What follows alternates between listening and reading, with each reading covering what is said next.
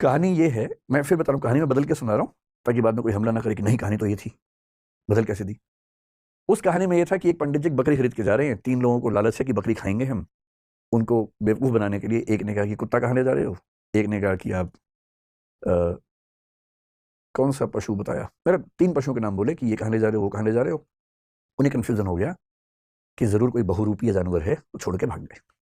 मैं इस कहानी को थोड़ा सा मोल्ड करके सुनाता हूँ कि एक बार एक आदमी एक छोटा सा बछड़ा खरीद के जा रहा था, सुंदर सा, और 3-4 चोरों की नजर पड़ी। उनका मन हुआ कि काश ये बछड़ा हमें मिल जाए, सस्ता मिल जाए, आधे दाम पे या उससे कम पे मिल जाए, तो क्या करें। तो उन्होंने एक साजिश की। बारी बारी वो उस व्यक्ति से रास्ते में मिले। पहले एक व्यक्ति मिला एकदम सीरियस चेहरा बना के।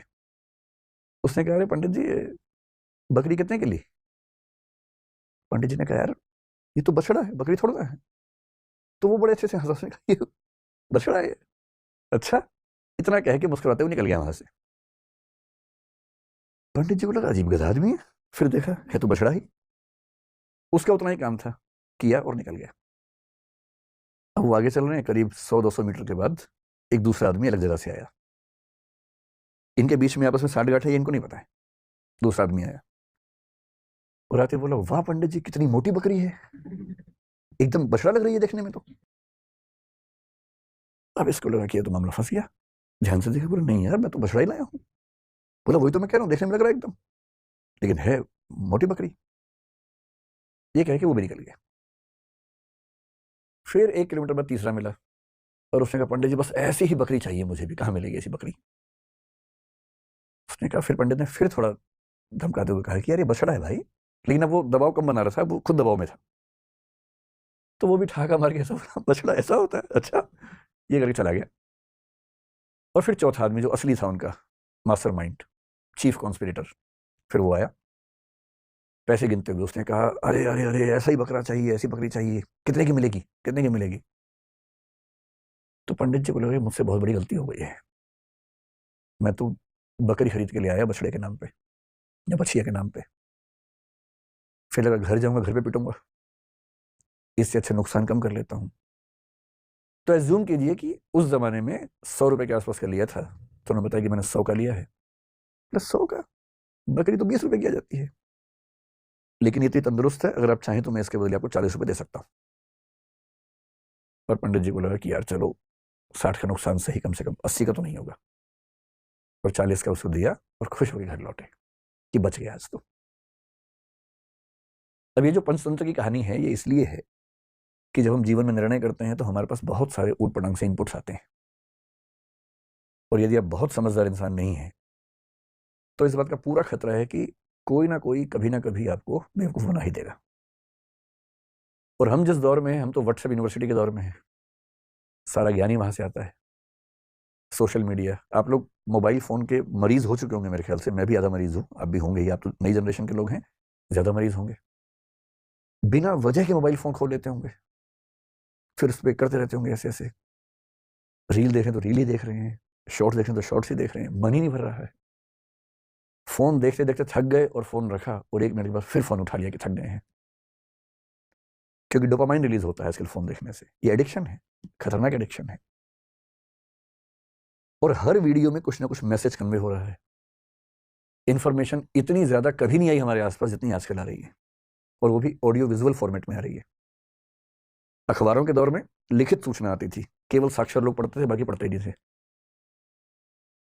आज के दौर में ऑडियो है, विजुअल है, टेक्स्ट है, हर भाषा में है, कोई व्यक्ति बच ही नहीं सकता। और अगर किसी समूह के पास ताकत हो, उसके पास 10,000 ऐसे बेरोजगार हों जिनको काम दिया जाए कि दिन में 500-500 मैसेज भेजने, हर मैसेज के बदले 2 रुपए मिलेंगे, तो कोई समूह पूरे समाज को अपने तरीके से सोचने के लिए मजबूर कर सकता है। महाभारत का सोच के देखिए, महाभारत का युद्ध है, एक तरफ पांडव हैं, एक तरफ कौरव हैं। पांडवों के साथ में कृष्ण है। नैतिकता के लिए जरूरी है कि पांडव जीतें, और कृष्ण इस पूरी योजना के साथ वहां पर हैं। पर पांडव जीत नहीं पा रहे, जिसके कई कारणों में से एक ये है कि कौरवों की सेना में द्रोणाचार्य भी हैं, उनका पुत्र अश्वत्थामा भी है। द्रोणाचार्य गुरु तो पांडवों के भी हैं, कौरवों के भी हैं, पर वो राजधर्म का पालन कर रहे हैं, क्योंकि वो जिस राज्य के साथ हैं उसके साथ खड़े हैं। पांडवों की सेना उनको हरा नहीं पा रही है। और अंत में कृष्ण को समझ में आता है कि पांडवों को जितवाने के लिए कुछ कूटनीति का सहारा लेना होगा। कृष्ण कूटनीति के शिखर हैं। वो युधिष्ठिर से एक बात कहते हैं, पर युधिष्ठिर तैयार नहीं है एक गलत बात कहने के लिए। और अंत में कृष्ण अपनी पूरी कूटनीतिक ताकत का इस्तेमाल करके सिचुएशंस बनाते हैं। एक हाथी अश्वत्थामा नाम का, उसकी हत्या होती है। बात फैलाई जाती है कि अश्वत्थामा मारा गया। अश्वत्थामा द्रोणाचार्य के पुत्र का नाम भी है। और द्रोणाचार्य अचानक हताश होने लगते हैं। उन्हें फिर भी लगता है कि एक बार मैं खबर को ऑथेंटिकेट कर लूं, प्रामाणिक है या नहीं चेक तो कर लूं। तो वो अपने समय के सबसे प्रामाणिक व्यक्ति युधिष्ठिर से पूछते हैं। युधिष्ठिर धर्मराज हैं, झूठ नहीं बोलते हैं। पूरी पांडवों की सेना ने, टीम ने जब उनसे कहा, वो तब भी तैयार नहीं हुआ कि मैं झूठ नहीं बोलूंगा। लेकिन अब झूठ नहीं है, अश्वत्थामा की हत्या हुई है, हाथी की हुई है, तो क्या हुआ, हुई तो है ही। और तब भी वो चाह रहे हैं कि मैं पूरी बात बोलूं। द्रोणाचार्य ने पूछा, क्या अश्वत्थामा मारा गया? युधिष्ठिर कह रहे हैं, अश्वत्थामा हतो नरोवा कुंजरोवा। अश्वत्थामा मारा गया, आदमी था या हाथी था। लेकिन जैसे ही नरोवा कुंजरोवा कह रहे हैं, ठीक उसी क्षण में बहुत तेज शंख बजता है कृष्ण का। और उस शंख की आवाज में द्रोणाचार्य सुन नहीं पाते पूरी बात। और क्योंकि वो सुनते हैं सिर्फ इतना कि अश्वत्थामा मारा गया, वो हताश हो जाते हैं, हथियार छोड़ देते हैं, युद्ध भूमि में जमीन पर टिक के बैठ जाते हैं। और इसी क्षण का फायदा उठाकर धृष्टद्युम्न उनकी हत्या कर देता है।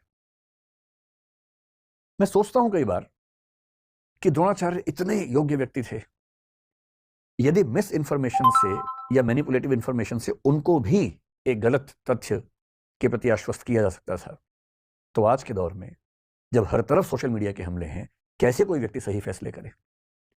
अगर द्रोणाचार्य उस आवाज को सुन पाते, नरोवा कुंजरोवा, तो शायद उनका फैसला बदल गया होता, शायद युद्ध की कहानियां अलग होती। पर किस तरह से सूचनाएं पहुंचे, कौन सी सूचनाएं ठीक से न पहुंचने दी जाएं, कैसे कंटेक्स्ट से बात को हटा दिया जाए, अगर सूचना देने वाले इसमें माहिर हों, तो समाज क्या करे, आम आदमी क्या करे, द्रोणाचार्य जैसा महान चिंतक क्या करे। और इसलिए कुछ बातें जो मुझे लगता है कि होनी चाहिए इस मसले पर। मैं तो अपना जीवन लगभग 2/3 जी चुका हूं, बाकी तो पता भरोसा तो कल का भी नहीं है, लेकिन हाँ, अगर मैं भारत की सामान्य आयु के हिसाब से देखूं तो 2/3 जी चुका हूं। आप 1/3 वाले हैं, तो आपके जीवन में बड़े फैसले बाकी हैं। अधिकांश की शादी भी शादी नहीं हुई आप लोगों के ना, चेहरे बता रहे हैं आपके, चमक रहे हैं ना अभी। तो आपको बड़े फैसले करने हैं, और फैसला करना हर दौर में मुश्किल था, आज के दौर में सबसे मुश्किल है। तो कुछ सावधानियां कि जब आप फैसला करें जिंदगी में, तो किन सावधानियों को बरतें ताकि गलतियां कम से कम हो। गलतियां उसके बाद भी होंगी, कौन है जो गलती नहीं करता है फैसले में? सब करते हैं, आप भी करेंगे, पर गलतियां कम हो, सही फैसले ज्यादा हों। मेरे एक फेवरेट दार्शनिक हैं, Jean Paul Sartre, French philosopher हैं। उनके दर्शन का सार अस्तित्ववाद कहते हैं, एग्जिस्टेंशियलिज्म कहते हैं। उसका सार यह है कि अपनी जिंदगी की कहानी हम लोग खुद लिखते हैं। और किस चीज से लिखते हैं? अपने फैसलों से लिखते हैं, निर्णयों से लिखते हैं। आपने किसी परिस्थिति में क्या फैसला लिया, इससे आपके जीवन की आगे की कहानी लिखी जाएगी। इसलिए मुझे लगता है कि टॉपिक थोड़ा सा महत्वपूर्ण है। तो इसका नाम रख लेते हैं निर्णय। सही निर्णय लेने में क्या क्या सावधानियां होनी चाहिए, बेसिक सी बात इतनी सी है। जब आपके मन में कोई सवाल है तो सवाल पूछिए, पहले मैं अपनी बात रखता हूं।